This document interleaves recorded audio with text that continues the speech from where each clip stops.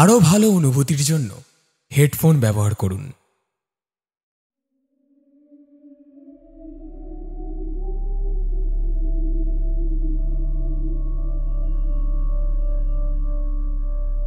ছোটরা কল্পনাপ্রসূত মনে কত কিছুই না বকে, কিন্তু তার সবটাই কি নিছক কল্পনা? শুনতে থাকুন আমাদের আজকের গল্প, লেখক শিবাঙ্গনের কলমে বিমলের সেই খাতাটা।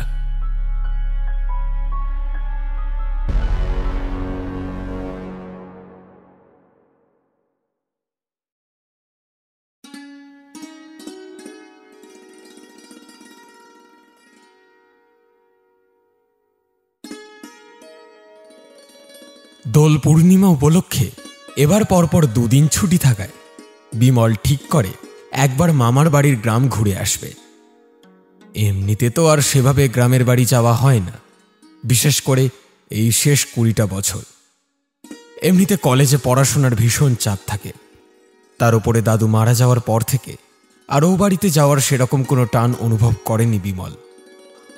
মায়ের ভাগের জমি জমা যা কিছু আছে সব মামাতো দাদারাই দেখভাল করে। বিমলের জমি জমার কাজে কোনো দিনই সেভাবে আগ্রহ না থাকায় ও পড়াশোনা নিয়েই থেকেছে। তবু ও মামার বাড়ি যেত শুধু দাদুর টানে। আর সেই দাদু যেদিন হঠাৎ করে মারা গেলেন, সেই দিনই ওই বাড়ির প্রতি সব সম্পর্ক ছিন্ন করে বিমল। ওর এখনো মনে পড়ে মামার বাড়ি গিয়ে দাদুর কাছে কত গল্প শুনত বিমল। আগে বছরে 2বার স্কুলে ছুটি পড়ত, একবার গরমকালে আর একবার পুজোতে। আর ছুটি পড়ার পরদিনই বিমল রওনা হয়ে যেত প্রতাপগড়ের উদ্দেশ্যে। বহুদিনের প্রাচীন জমিদার বাড়ি ওদের। ওর দাদু সেখানেই থাকতেন, আর থাকতেন ওর বড় জ্যাঠা। বাকি ওর বাবা কাকারা সবাই কাজের সন্ধানে কেউ ভাগলপুর কিংবা কলকাতায় পাড়ি জমিয়েছিলেন, আর ধীরে ধীরে সেখানেই পাকাপাকিভাবে বসবাস শুরু করেন। আর সবার কাছেই দেশের বাড়ি যাওয়াটা হয়ে ওঠে নিয়ম রক্ষার।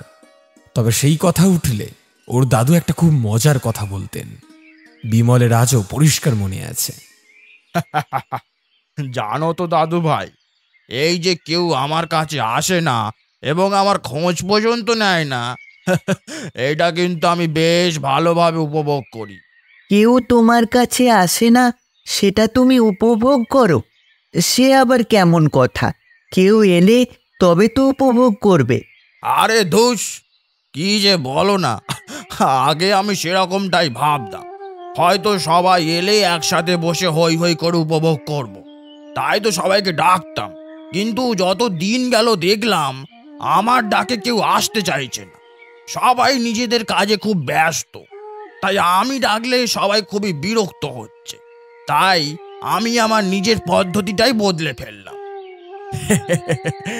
নিজের একা একা ভালো থাকতে শুরু করলাম। পরে ভেবে দেখলাম এটাই বেশ ভালো, নিজের মতো করে ভালো থাকা যায়। কেউ অন্তত আমার কাজে ভুল ধরে পিছন লাগার মতো থাকে না। এই বাড়ির আনাচে কানাচে জঙ্গলে ওই দূরের পাহাড়ে আমি আমার খুশি মতো বেড়াতে পারি। কেউ আমার পিছন থেকে ডেকে বলে না, সাবধানে যেও, তাড়াতাড়ি বাড়ি ফিরো। এমনকি সামনে থেকে কেউ এসে পথ আটকে দাঁড়ায় পর্যন্ত না। বুঝলে দাদু ভাই, এখন বেশ মনে হয় এই বোধহয় ভালো আছি। তুমি এই পাহাড়ে জঙ্গলে একা একা ঘুরে বেড়াও কেন? তুমি ঘুরে ঘুরে কি দেখো? আরে তুমি কি দেখি জিজ্ঞাসা করছো? জিজ্ঞাসা করো কি দেখি না। দেখি তো অনেক কিছু। নদীর জলে জল ফড়িংয়ে লাফানো দেখি, পশ্চিম আকাশে সূর্যি মামাকে অস্ত যেতে দেখি, পাহাড়ের থেকে নিজে নিজেই নুড়ি পাথরগুলোকে গড়িয়ে গড়িয়ে পড়তে দেখি। আবার অমাবস্যার রাতে শ্মশানে, না না থাক, সে কথা থাক। কেন থাকবে কেন? বলো কি বলছিলে? অমাবস্যার রাতে শ্মশানে কি হয়? না গো দাদু ভাই, সেসব কথা এখন থাক। তুমি এখন বয়সে অনেক ছোট, তুমি ওসব কিছু বুঝতে পারবে না। তুমি বড় হও, তারপর তোমাকে একদিন জমিয়ে সমস্ত কিছু গল্প বলবো। না, তোমাকে এখনই বলতে হবে। আমি না শুনে ছাড়বই না, তোমাকে বলতেই হবে। তুমি প্লিজ বলো। দাদু না চাইলেও বিমলের জোড়াজড়িতে দাদুকে বলতেই হয়। জানো দাদু ভাই, আমাদের এই প্রতাপগড়ের শ্মশান কিন্তু হেলা ফেলা করার মতো শ্মশান নয়। এখানে একটা বেশ অদ্ভুত ব্যাপার আছে। প্রতি অমাবস্যা এখানে একটা বিশেষ ঘটনা ঘটে, আর আমি সেটার কথাই তোমাকে বলছিলাম। বিশেষ ব্যাপার মানে ভৌতিক কিছু? ভৌতিক? না না, ভৌতিক ঠিক নয়, তবে অধিভৌতিক বলে তুমি সেটাকে বিবেচনা করতে পারো। আধি ভৌতিক? সেটা আবার কিরকম ব্যাপার?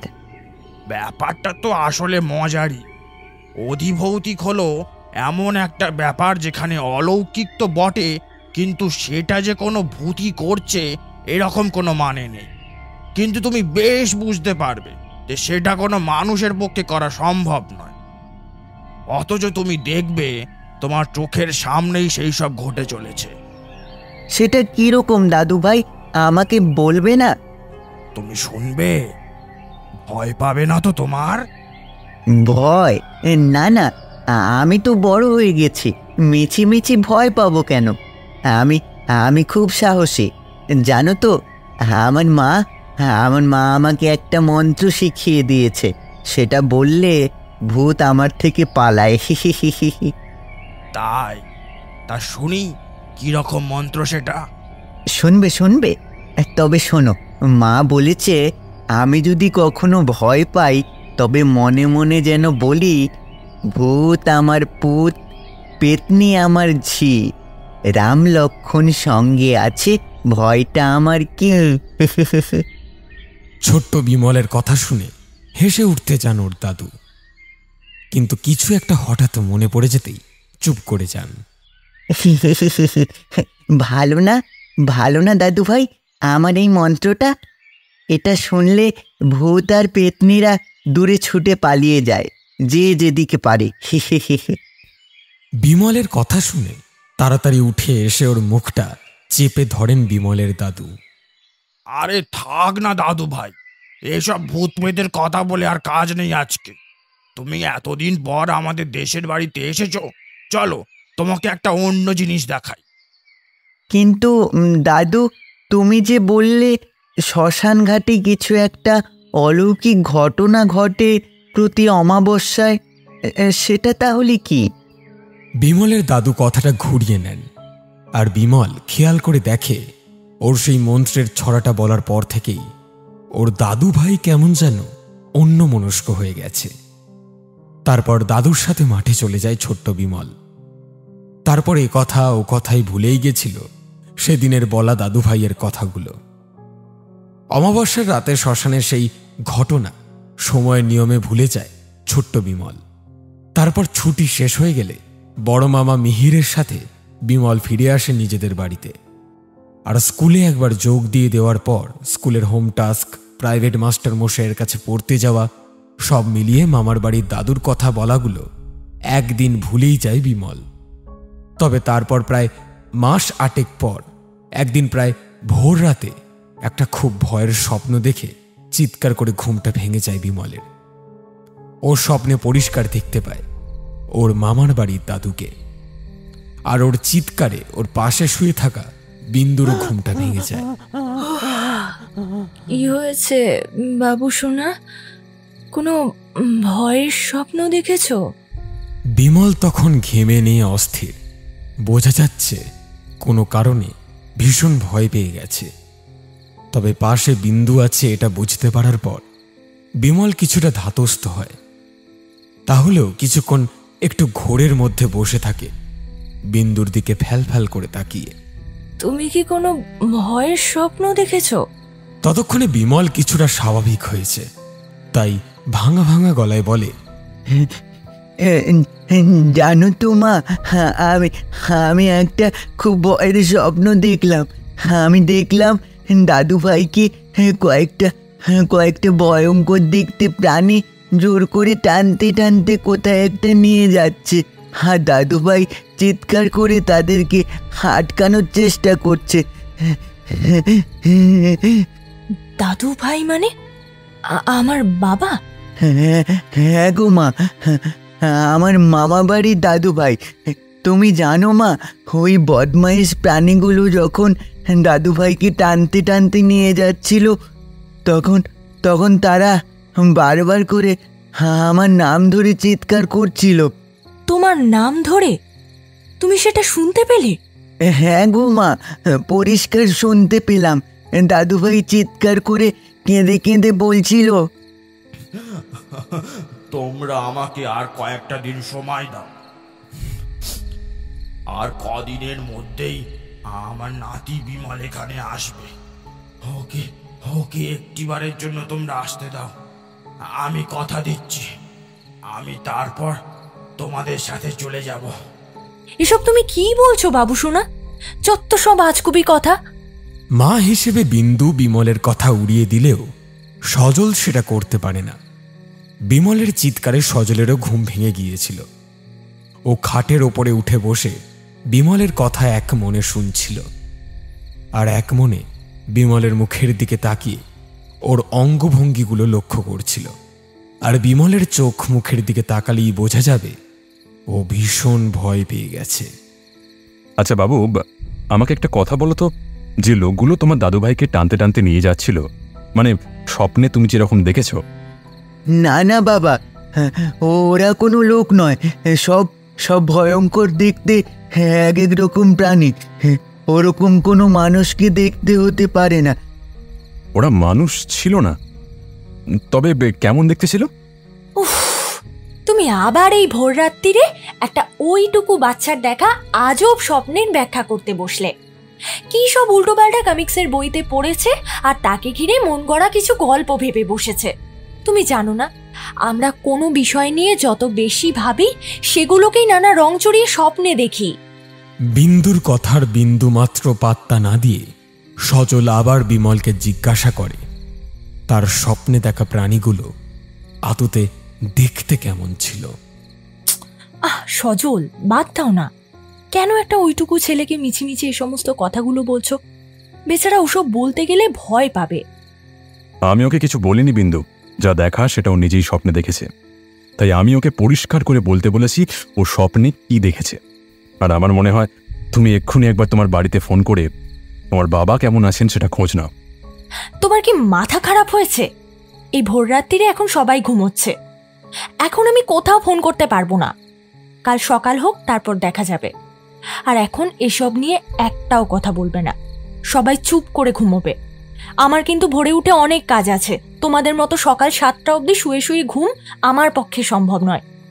তাই আমাকে এখন একটু ঘুমোতে দাও। সজল বুঝতে পারে ও কি ভেবে কথাটা বিন্দুকে বলেছিল। সেটা অনুমান করার ক্ষমতা বিন্দুর নেই। তাই ও আর এই ভোররাত্রে কথা বাড়ায় না, চুপচাপ শুয়ে পড়ে। আর বিমলও ওর গা ঘেঁষে এসে শুয়ে পড়ে। তবে তারপরেও অনেক রাত পর্যন্ত সজল খেয়াল করে দেখে যে বিমল ঘুমায়নি। হাত দুটো মুঠো করে বুকের কাছে গুটিয়ে শুয়ে আছে। সজল বুঝতে পারে যদি এখনও কোনো কথা বলে তাতে বিন্দুর ঘুমের অসুবিধা হবে। তাই কোনো কথা না বলে আলতো করে বিমলের মাথায় হাত বুলিয়ে দিতে থাকে সজল। তারপর বেশ খানিকক্ষণ কেটে গেলে কখন যে ওরাও ঘুমিয়ে পড়ে সেটা আর কারোরই খেয়াল থাকে না। তবে ওদের সেই ঘুম বেশিক্ষণ স্থায়ী হয় না। ঘড়ির কাঁটা তখন সবে ভোর 5টা 10। হঠাৎ করেই ফোনটা ঝনঝনিয়ে বেজে ওঠে। সজলের ঘুম বরাবরই ভীষণ সজাগ। তার উপর সেদিন যেন ও অপেক্ষা করে আছে কোনো এক ভয়ঙ্কর কিছু ঘটতে চলেছে এই ভেবে। তাই ফোনটা আসার সঙ্গে সঙ্গেই ওর মনের ভেতর যেন কেউ বলতে থাকে ফোনটা প্রতাপগড় থেকেই আসছে। তাই প্রায় ছুটে গিয়ে ফোনটা ধরে। হ্যালো, কে বলছেন? হ্যালো সজলদা, আমি মিহির বলছি। দিদি কি কাছাকাছি আছে? আসলে এত ভোরে তোমাদের ফোন করাটা উচিত নয় জানি, তাও একটা খবর দেওয়ার ছিল। ও আচ্ছা মিহির, সেসব কথা থাক, আগে বলো তো শ্বশুরমশাই কেমন আছেন? সেটাই গো, বাবার খবরটা জানাবো বলেই তোমাকে ফোন করেছিলাম। আসলে দিদিকে। খবরটা মানে কি হয়েছে? উনি সুস্থ আছেন তো? না গো সজলদা, বাবা আর আমাদের মধ্যে নেই। আজকে ভোর রাতে ওই 3:20 নাগাদ ম্যাসিভ একটা হার্ট অ্যাটাক হয়েছে ওনার। তুমি তো জানো উনি প্রতাপগড়ে, মানে আমাদের দেশের বাড়িতেই থাকতেন। সে কি বলছো তুমি? শ্বশুরমশাই আর নেই? না গো, বাবা আজ ভোর রাত্রে মারা গেছেন। আমি একটা পুরনো দলিলে সই করানোর জন্য গতকাল বিকেলেই এখানে এসেছিলাম, আর আজই ভোর রাত্রে ভজহরিদা এসে আমাকে খবর দিল। ভজহরিদা বাবার পাশের ঘরে থাকতেন। সজলের ব্যাপারটা বুঝে নিতে অসুবিধা হয় না। বিমলের ভোর রাতে দেখার স্বপ্নের অর্থ কি সজল বুঝতে পারে। ভোর রাতে যখন যমদূতেরা শ্বশুর মশাইকে নিতে এসেছিল এবং ওনার আত্মাকে সঙ্গে করে নিয়ে যায়, সে ব্যাপারটাই বিমল স্বপ্নে দেখেছে। সজলদা, আমি বলছি কি, তুমি যদি পারো সকাল সকাল একটু রওনা হয়ে যাও। আর দিদিকে এখনই কিছু বলো না। দিদি আসলে বাবাকে খুব ভালোবাসে তো, কান্নায় ভেঙে পড়বে। তুমি বলো বাবার খুব শরীরটা খারাপ করেছে, তাই তোমরা এখানে আসছো ওনাকে দেখতে।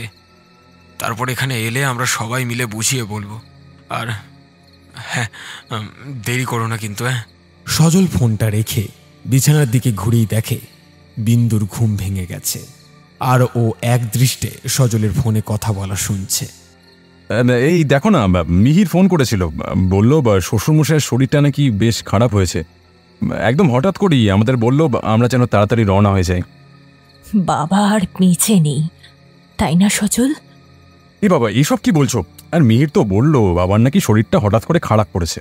তুমি একদম টেনশন করো না, ডাক্তার দেখালেই ঠিক হয়ে যাবে। কথা ঘুরিও না সজল, আমি তোমাকে যেটা জিজ্ঞেস করছি তার সরাসরি উত্তর দাও। মিহির কি বলল? বাবা বেঁচে নেই, তাই তো?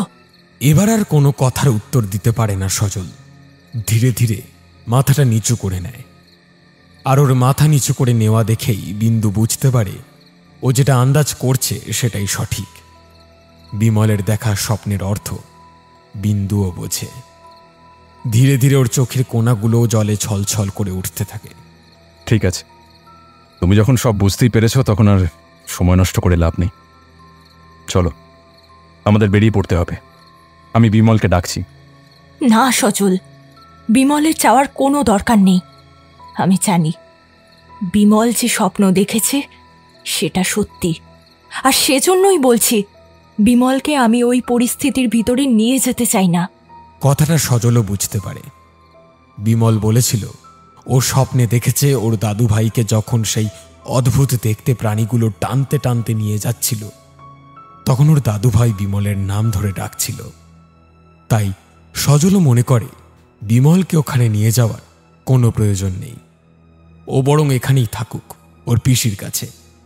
আর একটু পরেই তো স্কুল যাবার তারা থাকবে। শুধুমাত্র সজল আর বিন্দু প্রতাপগড় যাবে মনস্থ করে, আর সেই মতোই সুজাতাকে সমস্ত ব্যাপারটা বুঝিয়ে বলে সজলরা বেরিয়ে পড়ে। ওদের বাড়ি থেকে প্রতাপগড় প্রায় ঘণ্টা 4 রাস্তা। সেখানে পৌঁছে পারলৌকিক সমস্ত কাজকর্ম মিটিয়ে ওদের বাড়ি ফিরতে ফিরতে প্রায় রাত হয়ে যায়। তবে একটাই সুবিধা, বিমল ওর পিসি সুজাতার কাছে খুব ভালো থাকে। সুজাতার অল্প বয়স, বিমলের সাথে মনের মিলটাও খুব বেশি, তাই বিমলকে নিয়ে বিন্দুর সেভাবে কোনো চিন্তা নেই। তবে বাবার এরকম আকস্মিক প্রয়াণের খবর শুনে ওর মনটা ভীষণ খারাপ হয়ে থাকে।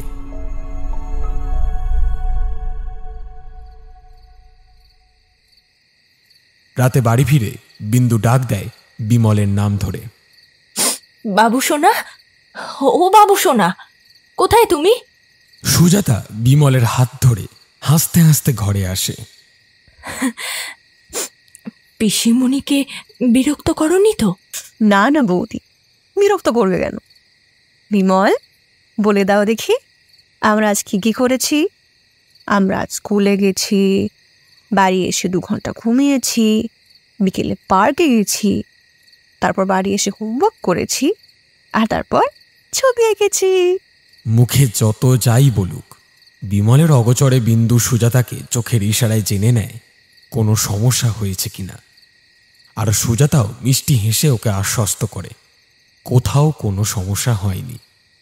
বিমল একেবারে অন্যান্য দিনের মতো খুব স্বাভাবিক থেকেছে, আর সেটা প্রমাণ করার জন্যই সুজাতা বলে ওঠে, আচ্ছা বিমল, আমরা যে আজকে এতগুলো পেন্টিং করলাম, তা তুমি সেগুলো মাকে দেখাবে না? নাও, এবার মাকে দেখাও। আমরা আজকে হাতি এঁকেছি, আমরা আজকে বাঘ এঁকেছি, নাও দেখাও। মাকে জিজ্ঞেস করো তো কেমন হয়েছে ওগুলো। সুজাতার কথার রেশ ধরে বিমল বিন্দুর উদ্দেশ্যে বলে, দেখো তো মা, আমার আঁকাগুলো কেমন হয়েছে। কই দেখি। কথাটা বলেই বিন্দু হাত বাড়িয়ে বিমলের হাত থেকে ওর আঁকার খাতাটা টেনে নেয়। আর পাতার উপরে চোখ পড়তেই বিন্দু শিউরে ওঠে। এসব কি এঁকেছে বিমল! কি ভয়ঙ্কর সব প্রাণীগুলোকে দেখতে! গলাগুলো অত্যন্ত সরু আর ভয়ঙ্কর কাঁটা সেই সমস্ত প্রাণীগুলো সারা গা জুড়ে। তাদের মুখের কাছটা অনেকটা সাপের মতো। কয়েকটা ধারালো সূচালো দাঁত বের হয়ে আছে মুখের দুপাশ দিয়ে, আর মুখের মধ্যে লম্বা চেরা জিভ। সত্যি সেগুলো কি জীব সেটা বর্ণনা করার ক্ষমতা বিন্দুর নেই। তাই ও তখনই বিমলের উদ্দেশ্যে জিজ্ঞাসা করে ওঠে, এ কি বিমল, তুমি এসব এসব কি এঁকেছো? কি ভয়ঙ্কর দেখতে এসব প্রাণীগুলো। না গো মা, এগুলো কি প্রাণী আমি জানি না, কিন্তু এই প্রাণীগুলোই কালকে দাদু ভাইকে টানতে টানতে নিয়ে যাচ্ছিল। আমি পরিষ্কার দেখেছি, আর সেই জন্যই তো আমি এগুলোকে আঁকলাম। বিন্দু বুঝতে পারে ওর অনুমান ক্ষমতায় আর একটা ভুল হয়ে গেছে। ও ভেবেছিল ভোর রাতে দেখা সেই স্বপ্ন বিমল ভুলে যাবে, কিন্তু বাস্তবে সেটা হয়নি। তাই সারাদিন সুজাতার সাথে আনন্দ করলেও ওর মনের ভেতর সেই প্রাণীগুলোর ছাপ রয়ে গেছে। সেটাই ফুটে উঠেছে ওর আঁকার খাতায়। বিন্দু পরিষ্কার বুঝতে পারে এবার আর ব্যাপারটাকে হালকাভাবে নিলে হবে না। সজলের সাথে কথা বলে একটা ব্যবস্থা নিতেই হবে।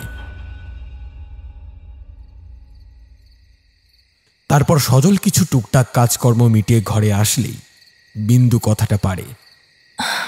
দেখো সজল, আমার মনে হয় কালকে রাত্রে বিমল যে স্বপ্নটা দেখেছে সেটা কোনো কাকতালীয় স্বপ্ন নয়।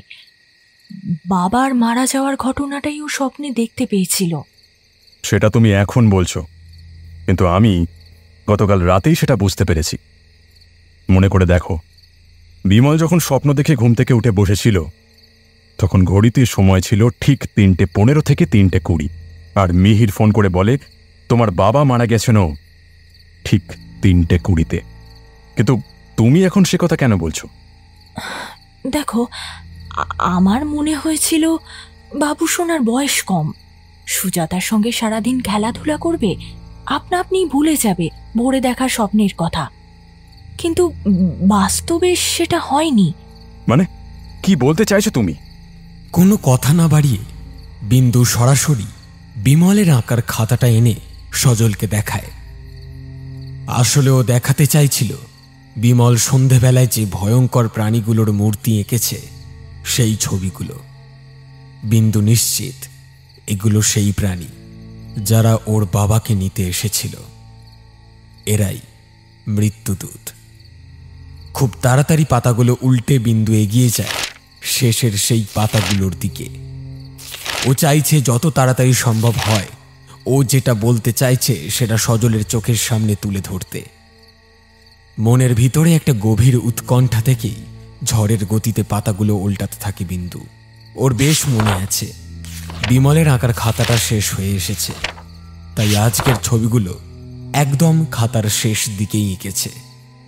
সেই পাতাগুলোতে পৌঁছে ও দেখতে পায় পাতাগুলো একদম পরিষ্কার, সেখানে কোনো ছবি নেই।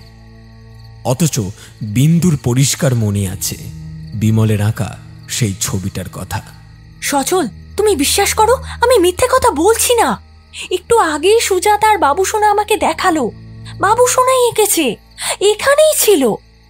সজল চুপ করে তাকিয়ে থাকে বিন্দুর মুখের দিকে।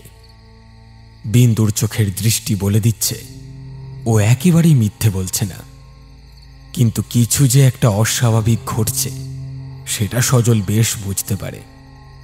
তারপর খাতাটা নিয়ে আপন মনেই উল্টে পাল্টে দেখতে থাকে, আর বিন্দুও অবাক চোখে তাকিয়ে থাকে ওই খাতার পাতাগুলোর দিকে। আর এরপরেই হঠাৎ করে চমকে ওঠে সজল, চিৎকার করে ওঠে, বিন্দু, বিন্দু এই দেখো। বিন্দু দেখে খাতার প্রায় প্রথমের দিকের পাতায় আঁকা একটা ছবি, সেই ভয়ঙ্কর জীবটার ছবি। তবে সব থেকে যেটা ভয়ঙ্কর ব্যাপার সেটা হলো এবারে একজোড়া প্রাণীর জায়গায় মাত্র একটা রয়েছে। আর বিন্দুর বেশ মনে আছে, বিমল বেশ কিছুদিন আগে একটা সুন্দর করে সুজাতার ছবি এঁকেছিল। ওর ছবিটা চিনতে অসুবিধা হয় না, এটা সেই ছবিটাই। আর ছবিটার নিচে বিমল খুব সুন্দর করে লিখেছিল, আমার পিসিমণি। কিন্তু এখন ছবিটা পাল্টে গেছে। ছবিতে দেখা যাচ্ছে সেই ভয়ঙ্কর জীবটা কামড়ে ধরে আছে সুজাতার ঘাড়, আর তার কামড়ের জন্যই সুজাতার ঘাড় ভেঙে একপাশে কাঁধ হয়ে গেছে। কিন্তু এই ছবি তো কোনোদিন বিমল আঁকেনি, তাহলে কি করে এই ছবি ওর আঁকার খাতায় এলো? ভাবতে ভাবতে ভয়ে গলা শুকিয়ে আসে বিন্দুর। কোনো মতে সুজাতার নাম ধরে ডাকে সে, সুজাতা। কোনো সাড়া পায় না সুজাতার, তাই বাধ্য হয়ে আবার ডাকে সুজাতার নাম ধরে। তবে এবার বৈঠকখানার ঘর থেকে সুজাতার গলা শুনতে পায়, আসছি বৌদি। না গো, আসতে হবে না, তুমি বরং খেয়ে নিয়ে শুয়ে পড়ো। সারাদিন তো বিমলের জন্য অনেক ছোটাছুটি গেছে, এখন একটু বিশ্রাম নাও। ঠিক আছে বৌদি, আমি বিমলকে রাতের খাবার খাইয়ে দিচ্ছি। তোমরা বরং এই সুযোগে একটুখানি মুখ হাত পা ধুয়ে নাও, আমি বিমলকে খাইয়ে তোমাদের ঘরে দিয়ে আসছি। ঠিক আছে। সুজাতার সাথে কথা বললেও বিন্দু খেয়াল করে দেখে সজল কিন্তু একটাও কথা বলে না। সে এক দৃষ্টে বিমলের আঁকা পাতাটার দিকে তাকিয়ে আছে, খুব গভীরভাবে কিছু ভাবছে। আর সেটা দেখেই বিন্দু জিজ্ঞাসা করে, কি গো, তুমি এত কি ভাবছো? সজল বিন্দুর কথার কোনো উত্তর দিতে পারে না, শুধু নিজের মনেই পাতাগুলো উল্টে পাল্টে দেখতে থাকে। তবে বিন্দু বোঝে সজল যেন কিছু একটা খুঁজছে ওই আঁকার খাতার পাতাগুলোয়। কি খুঁজছো গো, আমাকে বলবে না? এবারেও সজল বিন্দুর কথার কোনো উত্তর দেয় না। তবে ওর মাথার মধ্যে যে প্রশ্নটা ঘুরছে সেটা ভয়ঙ্কর। বিমল যে পাতাতে সুজাতার ওই মর্মান্তিক ছবিটা এঁকেছে সেটা খাতার একেবারে সামনের দিকে, কিন্তু বিন্দু বলেছিল খাতাটা প্রায় শেষ হয়ে আসার কারণে বিমল ছবিটা এঁকেছিল খাতার একেবারে পিছনে। তাহলে ছবিটা সামনের দিকে এগিয়ে এলো কি করে? আর আগের আঁকা সমস্ত ছবিগুলো সম্পূর্ণ সাদা পাতা হয়ে গেল, সেটা অস্বাভাবিক। তবে তার থেকে বড় কথা হলো সুজাতার ছবির ঠিক আগের পাতায় বিমল ওর বর্ণনা করা সেই ভয়ঙ্কর জীবটার দুটো প্রতিকৃতি এঁকেছে, অথচ সুজাতার ছবির পাতায় আছে মাত্র একটি। তাহলে সেই দ্বিতীয় জীবটি কোথায় গেল? এই পরিস্থিতিতে ওর মনের প্রশ্নটা বললে বিন্দু আরও বেশি ভয় পেতে পারে। এই ভেবে আপাতত চুপ করে থাকলই সজল। বাথরুম থেকে মুখ হাত ধুয়ে ফ্রেশ হয়ে এসে বিমলকে নিয়ে আসতে যায় বৈঠকখানা থেকে। আর তার মিনিট খানেক পরেই বৈঠকখানার ঘর থেকে একটা আর্তনাদ ভেসে আসে সজলের। কি সুজাতা, সুজাতা! ওর আর্তনাদ শুনতে পেয়ে ছুটে যায় বিন্দু, আর গিয়ে দেখে সুজাতা মাটিতে লুটিয়ে পড়ে রয়েছে উপুর হয়ে, আর ওর ঘাড়ের কাছে একটা গভীর ক্ষত। কেউ যেন কামড়ে ঘাড়ের মাংস ছিঁড়ে নিয়েছে। সেখান থেকে রক্ত বের হয়ে মাটিতে ছড়িয়ে পড়ছে। ওদের তখন বুঝতে বাকি থাকে না সুজাতার সাথে কি হয়েছে। ঠিক যেরকমভাবে বিমলের আঁকার খাতার ছবিতেও দেখেছিল, ঠিক সেইভাবেই সেই ভয়ঙ্কর প্রাণীটা সুজাতার ঘাড় কামড়ে ওকে আক্রমণ করেছে আর মাংস ছিঁড়ে নিয়ে গেছে। সজল এক ছুটে এগিয়ে যায় সুজাতার দেহটার দিকে। ওর নাকের কাছে হাত রেখে দেখে তখনও ওর নিঃশ্বাস অল্প অল্প পড়ছে। কোনো রকমের সুজাতাকে তুলে বিছানায় শোয়ানোর ব্যবস্থা করতে গেলে নিজেই চোখের ইঙ্গিতে বারণ করে সুজাতা। অর্থাৎ সুজাতা বুঝতে পেরেছে ওর জীবন আর বেশিক্ষণ নেই। কিন্তু অস্পষ্ট ভাঙা ভাঙা যে কটা কথা ও বলতে পারে তাতে বোঝা যায় ও বিমলের ব্যাপারে কিছু একটা বলছে। কয়েকবার চেষ্টা করার পর সজলের হাতের মধ্যেই ঘাড়টা এলিয়ে পড়ে সুজাতার। সজলের দুই হাতে তখন চাপ চাপ রক্ত। আর বিমলের নাম করতেই সজলের খেয়াল পড়ে, সত্যিই তো বিমল তো সুজাতার সঙ্গেই ছিল। বৈঠকখানায় বসে বিমলকে রাতের খাবার খাইয়ে দিচ্ছিল সুজাতা। তাহলে এখন বিমল কোথায়? ওরা পাগলের মতো বিমলকে খুঁজতে থাকে গোটা বাড়ি, বাড়ির ছাদ থেকে উঠোন, এমনকি প্রত্যেকটা ঘরে গিয়ে বিমলকে খুঁজলেও কোথাও ওকে পাওয়া যায় না। সজল দেখতে পায় বিন্দুর চোখে মুখে ধীরে ধীরে একটা প্রচণ্ড ভয় ফুটে উঠছে। ওরা সকলেই বুঝতে পারছে বিমলের উপরে একটা ভয়ঙ্কর কোনো কিছু অশরীরী শক্তি কাজ করছে, আর যে শক্তির কোনো বাহ্যিক প্রকাশ নেই, শুধুমাত্র বিমলই তাকে দেখতে পাচ্ছে। বিমলকে যত তাড়াতাড়ি সম্ভব সেই শক্তির হাত থেকে বের করে আনতে হবে। তবে সেই সব কিছুর জন্য সবার আগে যেটা প্রয়োজন সেটা হলো বিমলকে খুঁজে বের করা। কিন্তু বাড়ির আনাচে কানাচে সর্বত্র বিমলকে খুঁজলেও কোথাও ওকে খুঁজে পাওয়া যায় না। তাই একরকম হতোদ্যম হয়ে ওদের ঘরে ফিরে আসে, আর এর থেকে আরো কয়েক গুণ বেশি চমকে ওঠে নিজেদের ঘরে এসে। সত্যি সত্যি এবার সারা বাড়ি খুঁজলেও ওদের নিজেদের ঘরটা খোঁজেনি, কারণ ওরা নিশ্চিত ছিল যখন সুজাতার সাথে ওই ঘটনা ঘটে তখন যেহেতু ওরা নিজেদের ঘরেই ছিল, তাই বিমলের ওদের নিজেদের ঘরে এসে পৌঁছানোর সম্ভাবনা প্রায় নেই বললেই চলে। কিন্তু খুব অদ্ভুতভাবে ওরা গিয়ে দেখে বিমল ওর বিছানায় গভীরভাবে ঘুমোচ্ছে। কত প্রশান্তির সেই ঘুম! সুজাতার সাথে থাকলেও ওর মর্মান্তিক পরিণতি কিছু সে জানে না।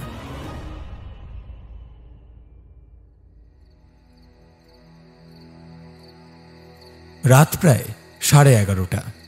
Police inspector mister Samarjit Batabyal সুজাতার দেহ পোস্টমর্টমে পাঠাবার ব্যবস্থা করেন।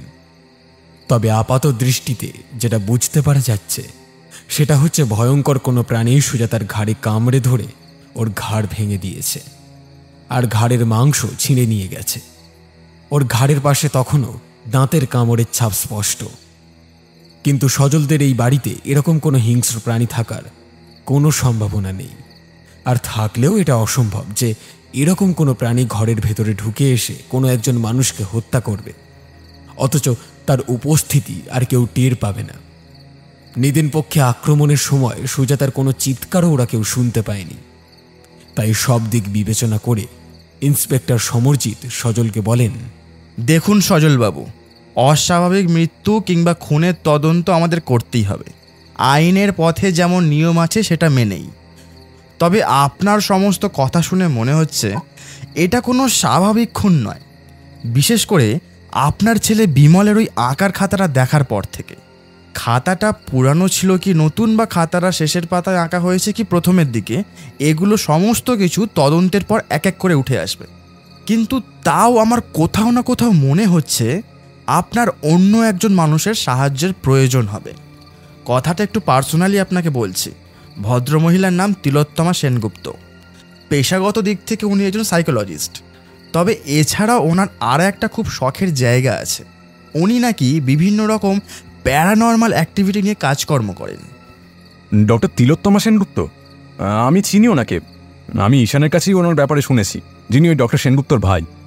কিন্তু ইন্সপেক্টর, আপনি আমাকে একটা কথা বলুন, আপনি কি নিশ্চিত এই পুরো ব্যাপারটা প্যারানর্মাল অ্যাক্টিভিটির মধ্যে পড়ে?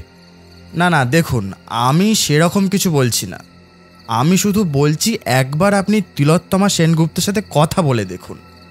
আমি এ পাশে আমার সমস্ত কাজ করে দেব। তা সত্ত্বেও আমি আপনাকে বলবো একবার ডক্টর সেনগুপ্তের সাথে আপনি নিজে গিয়ে কথা বলে আসুন। ঠিক আছে, আমি কাল সকালে ঈশানকে ফোন করে ব্যাপারটা বলছি। না না, একেবারেই সেটা নয়। এরকম ঘটনার ক্ষেত্রে একটা রাত ভয়ঙ্কর কিছু ঘটিয়ে ফেলতে পারে, বিশেষ করে যেখানে আপনার বাড়িতে একটা এত বড় ঘটনা ঘটে গেছে। আমার মনে হয় আপনার এখনই ওনাকে ফোন করা উচিত। আমি যতদূর ওনাকে চিনি তাতে উনিও সেটাই চাইবেন। সজল খুব অপ্রস্তুত হয়ে পড়ে এত রাত্রে কাউকে ফোন করার ব্যাপারে। তবে ইন্সপেক্টর বটব্যালের পরামর্শ মতো ওনাকে ফোন করতে বাধ্য হয়।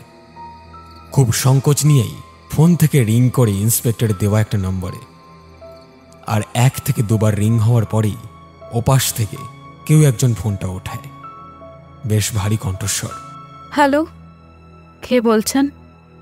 এত রাত্রে ফোন করে অপরিচিত কারোর সাথে কথা বলার জন্য যথেষ্ট অপ্রস্তুত হয়ে থাকে সজল। আর সেটা বুঝতে পেরেই ডক্টর সেনগুপ্ত বলেন, আপনি কিছু চিন্তা করবেন না। আমি যে ধরনের পেশার সঙ্গে যুক্ত, তাতে আমার কাছে রাতের বেলা মানুষের ফোন আসাটা খুব একটা অস্বাভাবিক কিছু নয়। আমি মানসিকভাবে সেজন্য প্রস্তুত থাকি। তাই আপনি সমস্ত রকমের জড়তা ছেড়ে আপনার সমস্যাটা আমাকে বলুন। সজল আর এতটুকু দেরি করে না। গতকাল ভোররাত থেকে ওদের সঙ্গে ঘটে যাওয়া ঘটনাগুলো পরপর বর্ণনা করতে থাকে ডক্টর সেনগুপ্তকে। আর উনিও খুব মনোযোগ সহকারে সজলের প্রতিটা কথা শোনেন। আর সজলের সমস্ত কথা শেষ হলে উনি শুধু একটাই কথা বলেন, আপনি কিচ্ছু চিন্তা করবেন না সজলবাবু। আমি ইন্সপেক্টর সমরজিতের সঙ্গে কথা বলছি, আর যত তাড়াতাড়ি সম্ভব আপনার বাড়িতে গিয়ে পৌঁছাচ্ছি। শুধু মনে রাখবেন, বিমল যেন আমার যাবার ব্যাপারে কোনো কিছু জানতে না পারে। আমার মন বলছে ওর আঁকার খাতাতে আরও কিছু আঁকবে, তাই খাতাটা যতটা সম্ভব হয় ওর কাছাকাছি রাখার ব্যবস্থা করুন। ম্যাডাম এখনো ঘুমোচ্ছে, আমি এইমাত্র দেখে এসেছি। আপনাকে যেটা বলছি আপনি সেরকম করুন সজলবাবু। আপনার কথা শুনে যার কথা মনে হচ্ছে সে রাতে ঘুমোয় না। আসলে আপনি যাকে দেখেছেন ঘুমোচ্ছে বলে সে আসলে পরে শিকারের পরিকল্পনা করছে। আর সে কি ভাবছে, কিভাবে ভাবছে, সেটা বোঝার একটাই রাস্তা, ওই আঁকার খাতাটা। ডক্টর সেনগুপ্তের কথা শুনে একরকম চিৎকার করে ওঠে সজল। এসব আপনি কি উল্টোপাল্টা বলছেন ম্যাডাম? আমার 8 বছরের ছেলে বিমল শিকার ধরার পরিকল্পনা করছে। আপনি এই মুহূর্তে আমার কথা বুঝতে পারবেন না, তাই আমি আপনাকে বলছি আপনি ওর আঁকার খাতাটা ওর পাশে রেখে দিন। আর আমার কথা শুনতে অত্যন্ত খারাপ লাগলেও বাস্তবটাকে অস্বীকার করতে পারবেন না। আর আপনি চিন্তা করবেন না, আমি যত তাড়াতাড়ি পারি আপনার বাড়ি পৌঁছবার চেষ্টা করছি। তার কোনো দরকার হবে না ডক্টর সেনগুপ্ত। আমার এরকম কারোর কোনো সাহায্যের প্রয়োজন নেই, যার থেকে প্রমাণ হয় যে আমার ছেলে একটি অশরীরী। অনেক ধন্যবাদ আপনাকে আপনার মূল্যবান সময় নষ্ট করার জন্য। আর আপনাকে আমাদের কোনো সাহায্য করতে হবে না। বেশ রাগের মাথায় ফোনটা কেটে দেয় সজল। তারপর ইন্সপেক্টর সমরজিতের উদ্দেশ্যে বলে, স্যার, আপনি আমায় ক্ষমা করবেন। এরকম কোনো মানুষের সাহায্য আমি নিতে পারবো না। আপনি আপনার আইনের পথে তদন্ত করুন, আর তাতে যে সত্য সামনে উঠে আসবে আমি সেটাই মেনে নেব। কিন্তু এরপর থেকে কোনো প্যারাসাইকোলজিস্টের সাহায্য আমার লাগবে না। ওদের কথার মাঝেই বিন্দু এসে ঘরে ঢোকে।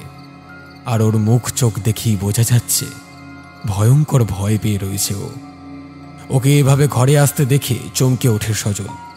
প্রায় ছুটে গিয়ে ওর কাঁধ দুটো 2 হাতে ধরে ঝাঁকুনি দেয় আর চিৎকার করে বলে, কি গো, কি হয়েছে? তোমাকে এরকম দেখাচ্ছে কেন? অবশ্যই ঠিক আছে তো? সজলের কথার কোনো উত্তর না করে ওর আঁকার খাতাটা ওর দিকে এগিয়ে ধরে বিন্দু। আর ওই খাতাটা দেখেই চমকে ওঠে সজল। ওর মনের অবস্থা বুঝতে পেরে ইন্সপেক্টর সমরজিৎ হাত বাড়িয়ে খাতাটা নেয়। আর প্রথম পাতাটা উল্টাতেই বুঝতে পারে বিন্দুর ভয়ের কারণটা কি। এই মুহূর্তে গোটা খাতাটা খালি, শুধুমাত্র প্রথম পাতাতে একটা ছবি আঁকা। আর সেটা একটা সেই ভয়ঙ্কর জীবের, যেটা ঘুমিয়ে রয়েছে। পাশের ঘরের পর্দার ফাঁক দিয়ে অবাক বিস্ময়ে ওরা তাকিয়ে দেখে বিমলের শুয়ে থাকার ধরন আর খাতার পাতায় আঁকা এই ভয়ঙ্কর জীবের শুয়ে থাকার ধরনটা হুবহু এক। কিন্তু এই ছবিটা কখন আঁকলো বিমল? ও তো এখন ঘুমোচ্ছে। বিন্দু আর সজল একে অপরের দিকে ভয়ার্ত দৃষ্টিতে তাকায়। তবে কি ডক্টর সেনগুপ্ত যে কথাটা বললেন সেটাই সঠিক?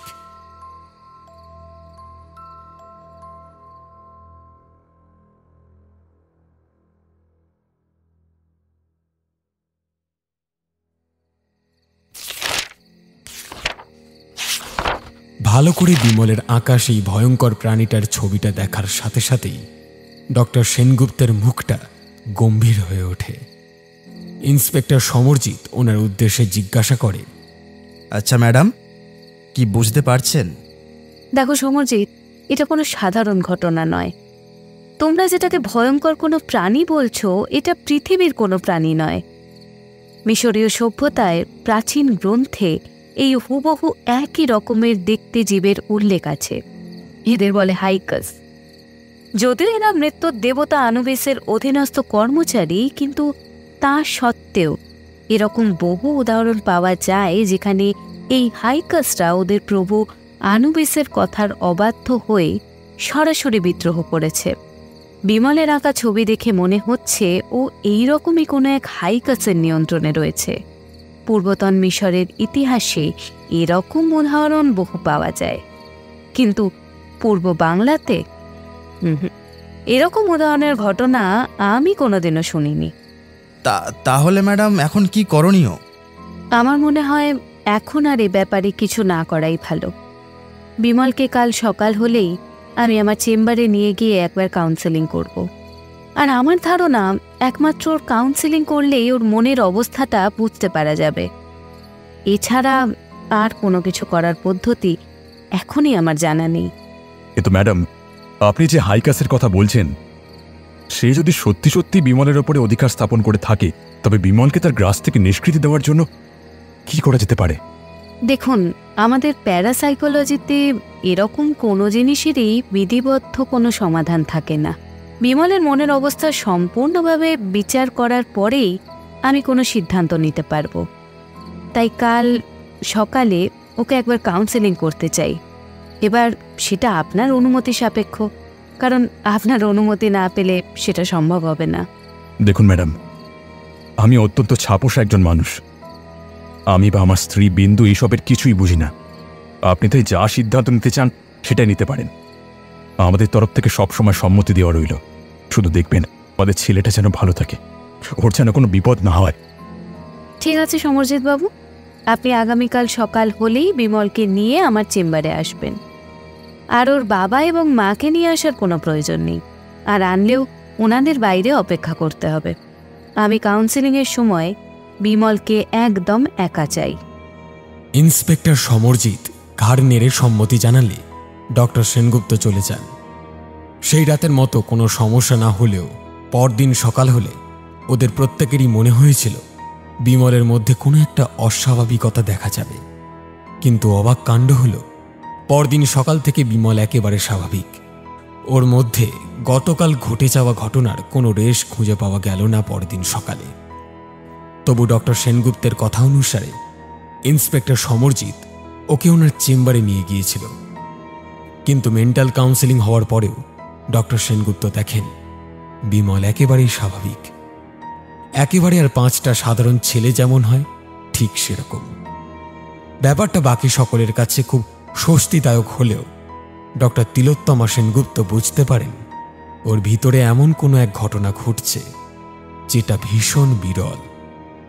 যাই হোক, সেই মুহূর্তে ওনার আর কিছু করার নেই, তাই বিমলকে উনি বাড়ি পাঠিয়ে দেন আর ওদেরকে ওর ওপরে খেয়াল রাখার জন্য বলেন। কিন্তু এ কথা সত্যি, তারপর থেকে প্রায় বছর 20 পার হয়ে গেলেও বিমলের মধ্যে আর কোনো অস্বাভাবিকতা দেখা যায়নি। স্বাভাবিকভাবেই ওরা সকলেই সেদিনের ব্যাপারটা সময়ের সঙ্গে সঙ্গে একদিন ভুলেই যায়। বিমলের দাদুর সাধ্য শান্তির কাজ মিটে যায় খুব স্বাভাবিকভাবে। আর শুধু সুজাতার মৃত্যুটা ওদের পরিবারের একটা ভয়ঙ্কর স্মৃতি হিসেবে রয়ে যায়। আর এই বছর 20 পর সেদিনের সেই অভিজ্ঞতার কথা কেউ মনেও করতে চায় না। তবে একটা ব্যাপার হলো, তারপর থেকে বিমল আর কোনোদিন ওর মামার বাড়ি যায়নি। আজ এই এত বছর পর দোলের ছুটিতেও ঠিক করে একবার মামার বাড়ি ঘুরে আসবে, যদিও সেটা নিজের ইচ্ছায় নয়, পরিস্থিতি এরকম করে দিয়েছে।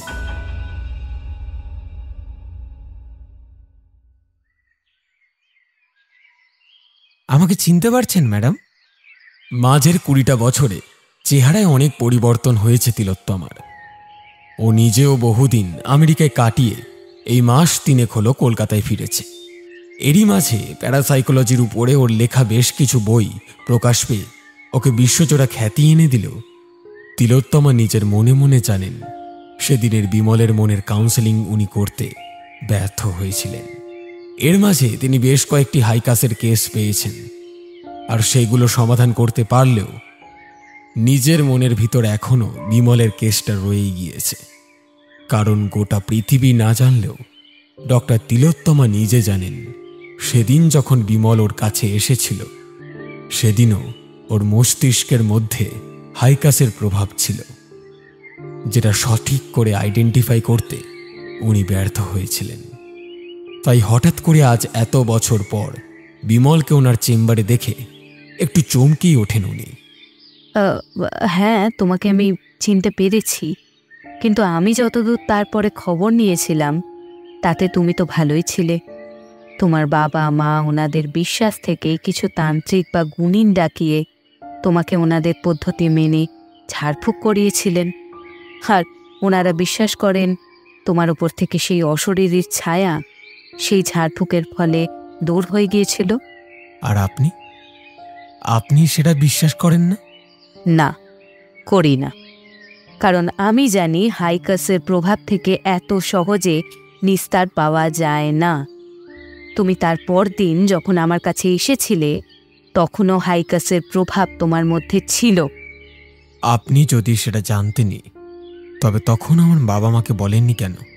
দেখো, হাইকাস এমন এক ধরনের ইভিল ফোর্স যে নিজেকে প্রতিটা ক্ষেত্রে আত্মগোপন করে রাখতে পারে, আর সে সময় আমি নিজেও তাকে চিনতে পারিনি।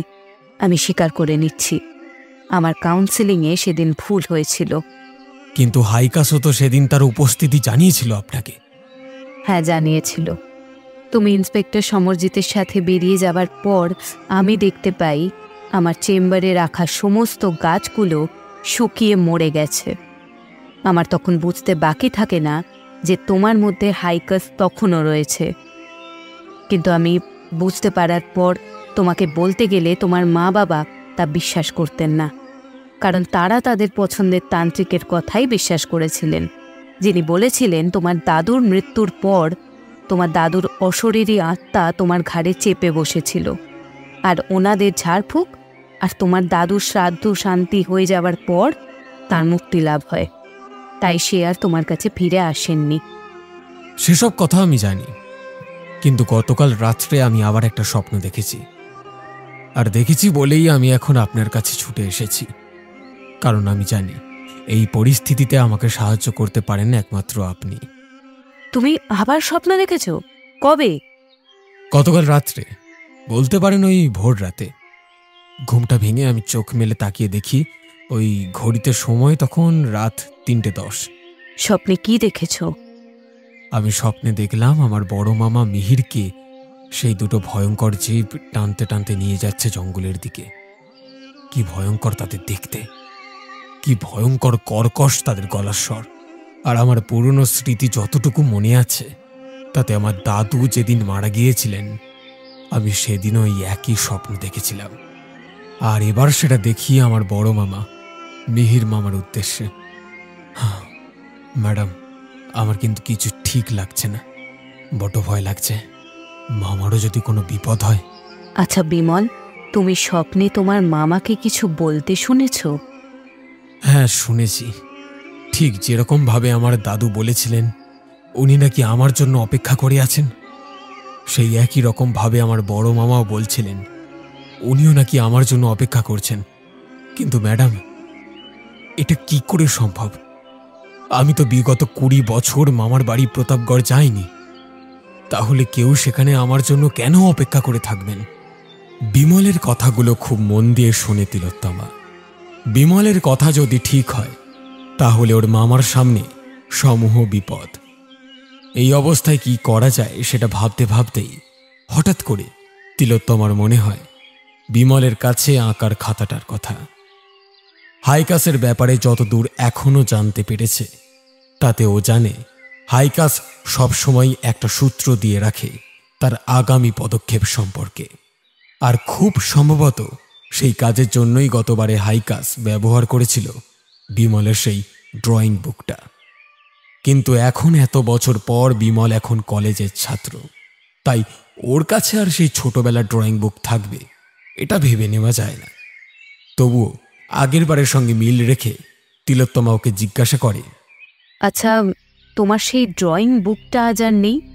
আছে, তবে এখন আর ওতে আমার আঁকা হয় না, পাতাগুলো অনেকটা লাল হয়ে গেছে। তবে কি জানেন তো ম্যাডাম, এই এতগুলো দিন পর ড্রয়িং বুকটা কোথায় ছিল সেটা আমারও মনে ছিল না। কিন্তু কাল যখন রাত্রে শুতে যাচ্ছি তখন দেখি টেবিলের উপরে সেই পুরনো ড্রয়িং বুকটা রাখা। ওটা সেখানে কোথা থেকে এলো বিন্দু বিসর্গ আমার মাথায় ঢুকছে না। ডক্টর সেনগুপ্তর বুঝে নিতে অসুবিধা হয় না এত বছর পুরনো ড্রয়িং বুকটা কি করে বিমলের সামনে এসে পড়ল। এটা সেই হাইকাসেরই কাজ। বিমলকে সে তার পরবর্তী পদক্ষেপের ইঙ্গিত দেওয়ার জন্য এই ড্রয়িং বুকটা খুঁজে বার করিয়েছে, আর সেটা মনে হতেই। আচ্ছা বিমল, একটা কথা বলো তো, এর আগের বার যেমন হাইকাস তোমার মামার বাড়ির দাদুকে নিশানা করেছিল, এবারে কি তুমি সেরকম কিছু উপলব্ধি করছো? হ্যাঁ ম্যাডাম, আমি সেটা করেছি। তাহলে তাড়াতাড়ি জানাও এবার তার নিশানা কে, তাহলে যদি সম্ভব হয় তবে তাকে সাবধান করতে হবে। কিছুক্ষণ চুপ থাকার পর বিমল যা বলে তাতে ঘরের সমস্ত নিস্তব্ধতা মুহূর্তে কেঁপে ওঠে। ম্যাডাম, এবারে ওর নিশানা আপনি, ডক্টর তিলোত্তমা সেনগুপ্ত। কথাটা বলেই ওর টেবিলের উপরে পুরনো খাতাটা খুলে রাখে, আর তাতে পরিষ্কার কোনো একটা বাচ্চা ছেলের হাতে আঁকা একটা ছবি, যেখানে দেখা যাচ্ছে সেই ভয়ঙ্কর জীবটা ঠিক আগের মতোই একজন ভদ্র মহিলার ঘাড় কামড়ে ধরে আছে, আর নিচে লেখা ডক্টর তিলোত্তমা সেনগুপ্ত। সেই ছবিটা দেখে পুরো ব্যাপারটা বুঝে নিতে অসুবিধা হয় না ডক্টর সেনগুপ্তর।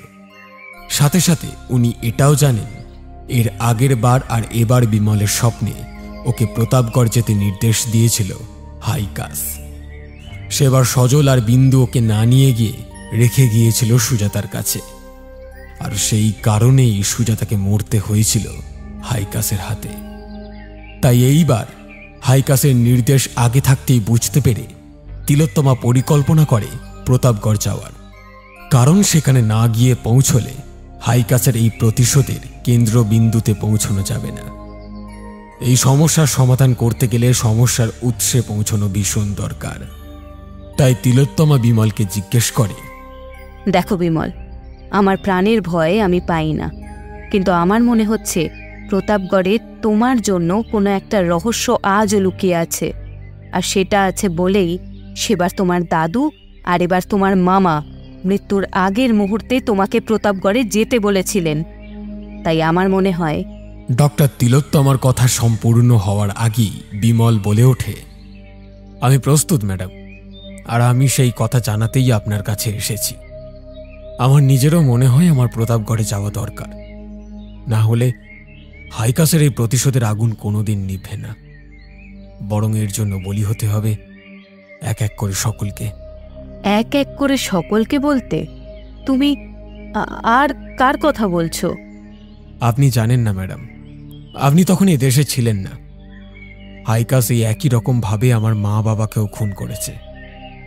ইন্সপেক্টর সমরজিৎ বহু তদন্ত করলেও কোনোভাবেই ওনাদের অস্বাভাবিক মৃত্যুর কারণ খুঁজে পায়নি।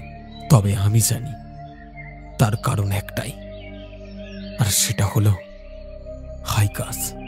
তাহলে আমাদের আর দেরি করে লাভ নেই, আগামীকাল থেকে দোলের ছুটি। আমার মনে হয় আমাদের আগামীকালই প্রতাপগড় রওনা হওয়া উচিত।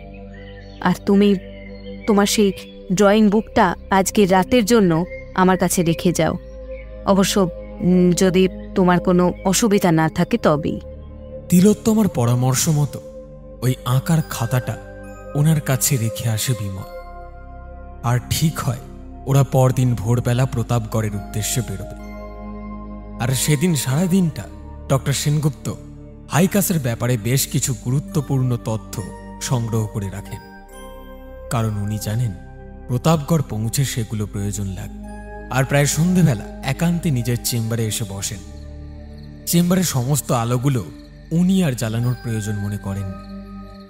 ওনার সেক্রেটারিকে আগেই জানিয়ে দিয়েছিলেন আজ উনি কোনো কেস দেখবেন না। নিজের চেয়ারে বসে চোখ বন্ধ করে পুরো ব্যাপারটা একবার মনে মনে গুছিয়ে নিতে থাকেন ডক্টর সেনগুপ্ত।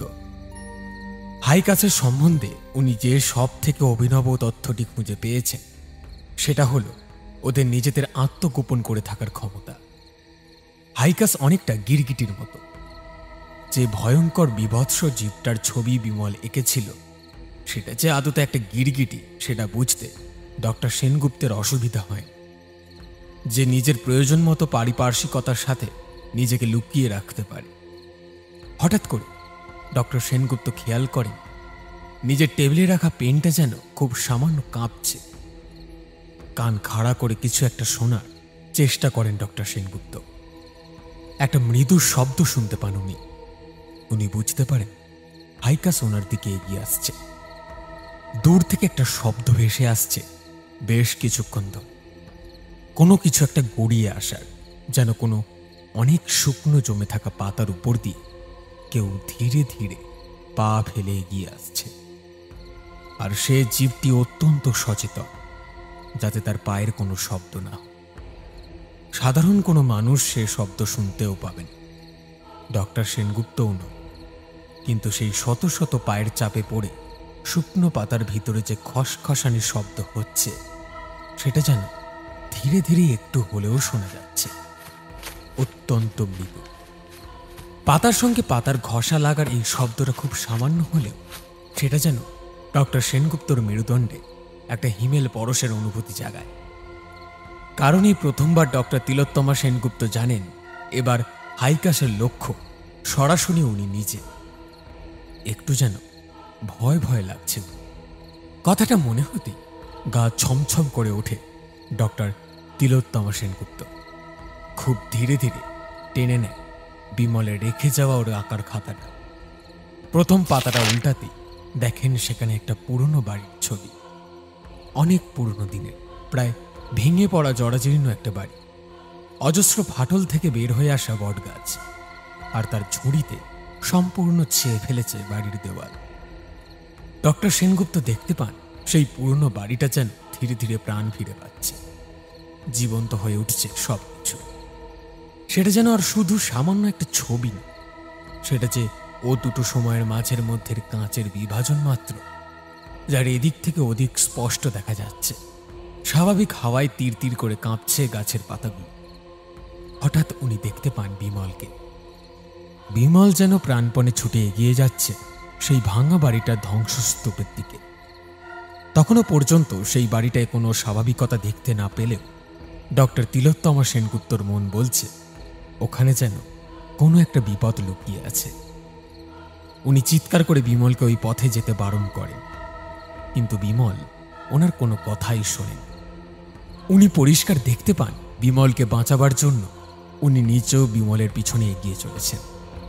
আর যতই এগিয়ে চলেছেন সেই প্রকাণ্ড বাড়ির ধ্বংসস্তূপ যেন এক বিরাট রাক্ষসের মতো হয়ে গিলতে এগিয়ে আসছে ওনাকে। ডক্টর সেনগুপ্ত বিমলকে বারবার করে বারণ করেন ও পথে না এগোতে, কিন্তু বিমল কিছুতেই শোনে না। ও জানে ওর গন্তব্য কোথায়। ওর দাদু ভাইয়ের বলে দেওয়া অমাবস্যার অন্ধকারে চলা শ্মশানের আলোর উৎসে ওকে পৌঁছতেই হবে। ও জানে অন্ধকারের ভিতর জ্বলতে থাকা সেই আলো পৃথিবীতে সমস্ত অশুভ শক্তির আধার, যার সাধনা দীর্ঘদিন ধরে করে এসেছেন ওর দাদু আর তারপর ওর বড় মামা মিহির। অতুল শক্তির অধিকারী হবার আশায় ওর দাদু এবং তারপরে ওর বড় মামা এই আরাধনা চালিয়ে গেছে, আর তারই শেষ ভাগ সম্পূর্ণ করার দায়িত্ব ওনারা দিয়ে গেছেন বিমলেরও। নিজেদের সাধনা থেকে ভ্রষ্ট হওয়ার কারণে ওর মামার বাড়ির দাদু আর মামা মিহিরকে ভয়ঙ্কর মৃত্যুর ফাঁদে টেনে নিয়ে গেছে সেই শয়তানের দূত। আর এই মুহূর্তে সেই অশুভ শক্তির পূজারী বিমল নিজে, তাই ওকে প্রতিহত করার ক্ষমতা কারণ। ও সেদিন ওর পূজার আহুতি সম্পন্ন করে নিজেকে উৎসর্গিত করতে চলেছে, আর এবারে ওর আহুতি ডক্টর তিলোত্তমা সেনগুপ্ত। উনি চিৎকার করে ওঠেন, বিমল তুমি দাঁড়াও, তোমার মামা আর তোমার দাদুর করা ভুল তুমি আর করো না। এই এই অশুভ শক্তির আরাধনা কোনো দিন জগতের জন্য হিতকারী হতে পারে না। তুমি থামো, তুমি আর এগিয়ে যেও না। বেশ কিছুক্ষণ এইভাবে চিৎকার করার পর হঠাৎ থমকে দাঁড়িয়ে পড়ে বিমল। তারপর পিছন ঘুরে তাকায় তিলোত্তমার দিকে। ওর আঁকার খাতার পাতা জুড়ে ফুটে ওঠে ওর মুখটা। এ যাবৎ ডক্টর সেনগুপ্ত ওনার প্যারানর্মাল অ্যাক্টিভিটি নিয়ে রিসার্চের কাজে এরকম বহু কেস সামলেছেন। এর আগে বহুবার উনি লড়াই করেছেন অন্য কাউকে বাঁচাবার উদ্দেশ্যে, কিন্তু এই প্রথমবার ওনাকে লড়াই করতে হবে নিজের জন্য। কারণ আজ হাইকাসের শিকার উনি নিজে, আর সেই জন্যই এর আগে কোনোদিন হাইকাসকে ভয় না পেলেও আজ যেন একটু ভয় করছে ডক্টর সেনগুপ্ত। উনি দেখতে পান বিমলের সেই বিভৎস মুখটা। ধীরে ধীরে ওর চোখগুলো যেন বদলে যাচ্ছে। ওর মুখের উপর ফুটে উঠছে নানা রং বেরঙের লম্বা আঁশ। ওর মুখ থেকে বেরিয়ে আসছে একটা লম্বা চেরা জিভ। নিজের অগোচরে ডক্টর সেনগুপ্ত বলে ওঠে, হাইকাস। আর ঠিক তখনই বিমলের আঁকার খাতা থেকে বের হয়ে আসে সেই ভয়ঙ্কর দর্শন গিরগিটিটা। আর ও শুধু একা, তার পিছনে আরো লক্ষ লক্ষ গিরগিটি বন্যার ঢেউয়ের মতো বের হয়ে আসতে থাকে খাতার পাতা থেকে। ডক্টর সেনগুপ্ত একবার চারপাশে তাকিয়ে দেখেন ওনার ঘরের সর্বত্র ছড়িয়ে পড়ছে সেই গিরগিটির দল।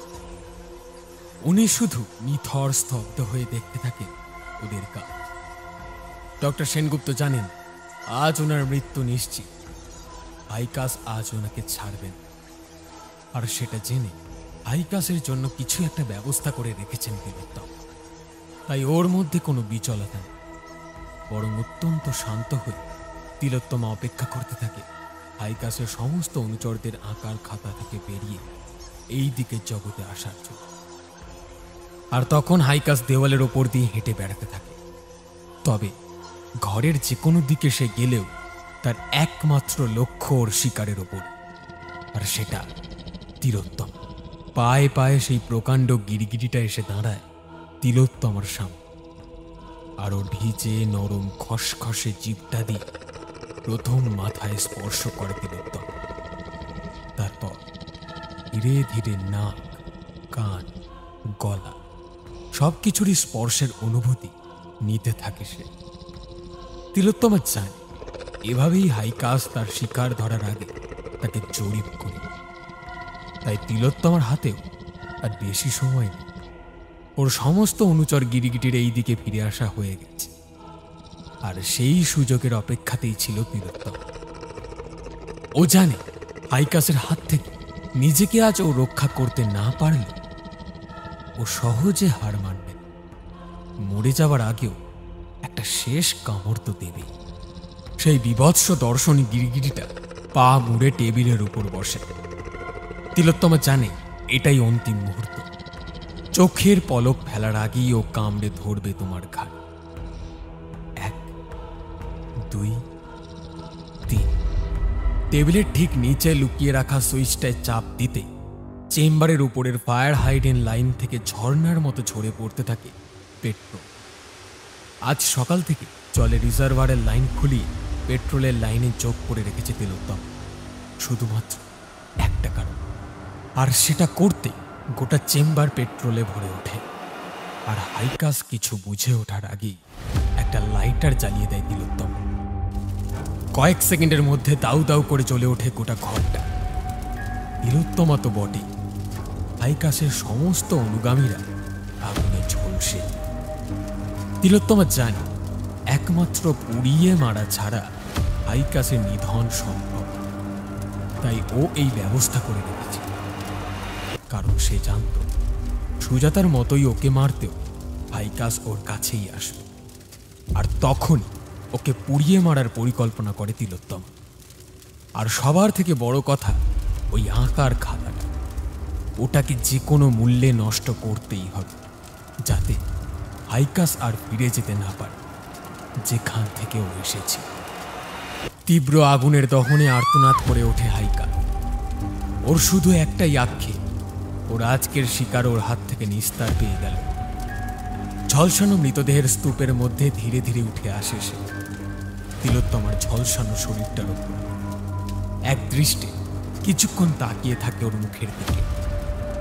তিলোত্তমার মুখটা দেখে ওর বড় হাসি পায়। তিলোত্তমা ভেবেছিল ও নাকি হাইকাসকে শেষ করে দিতে পারবে, কিন্তু সেটাও ওর অপরিমিত জ্ঞানের প্রকাশ। তিলোত্তমা আজও জানতে পারেনি হাইকাসকে শেষ করা যায় না। সে শয়তানের পূজারী, সে অবিনশ্বর।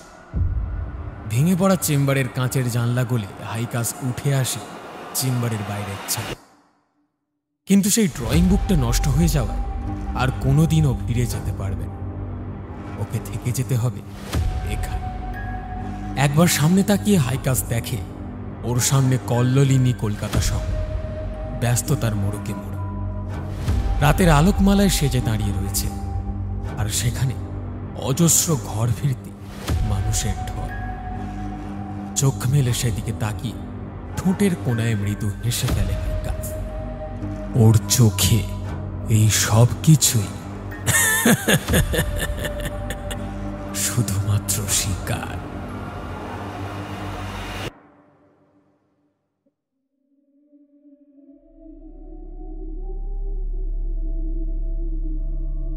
শুনছিলেন আজকের গল্প বিমলের সেই খাতাটা। গল্পকার শিবাঙ্গন, বিমল সূর্যশঙ্কর, বিন্দু শ্রাবস্তি, সজল তাপস, সুজাতা মহুয়া, তিলোত্তমা অঙ্কিতা, দাদু ও সমরজিৎ রাহুল। অন্যান্য চরিত্রে পর্ব পরিচালনা এবং গল্পের সূত্রধার আমি সায়ন। সমগ্র গল্পের আবহ সঙ্গীত এবং স্পেশাল এফেক্টসে সূর্য, পোস্টার ডিজাইনে মুরালি। আমরা অসংখ্য ধন্যবাদ জানাই গল্প লেখক শ্রী শিবাঙ্গনকে গল্পটি অডিও রূপে প্রকাশের ক্ষেত্রে আমাদের বিশেষ সহযোগিতা করার জন্য। কেমন লাগলো আমাদের আজকের গল্প জানান আমাদের কমেন্ট বক্সে। গল্পটি ভালো লেগে থাকলে লাইক এবং শেয়ার করতে ভুলবেন না। আমাদের গল্প নিয়মিত শুনতে হলে চ্যানেলটিকে সাবস্ক্রাইব করে দেবেন। আবার একটি নতুন গল্প নিয়ে খুব শীঘ্রই হাজির হচ্ছি আমরা। ততক্ষণ বি সেফ, স্টে কানেক্টেড।